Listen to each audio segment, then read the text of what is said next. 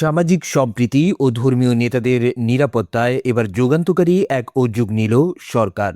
প্রথমবারের মতো ইমাম, মুয়াজ্জিন, পুরোহিত ও যাজকদের সরকারি সম্মানী দেওয়া শুরু হলো। শনিবার সকালে রাজধানীর ওসমানী স্মৃতি মিলনায়তনে এই কার্যক্রমের আনুষ্ঠানিক উদ্বোধন করেন প্রধানমন্ত্রী তারেক রহমান। তথ্য ও সম্প্রচার মন্ত্রণালয়ের বার্তা অনুযায়ী ৪,৯০৮টি মসজিদের ইমাম, মুয়াজ্জিন ও খাদেম এই সম্মানীর আওতায় আসছেন। পাশাপাশি ৯৯০টি মন্দির, ১৪৪টি বৌদ্ধ বিহার এবং ৩৯৬টি গির্জার দায়িত্বপ্রাপ্তরাও এই সরকারি ভাতা পাবেন।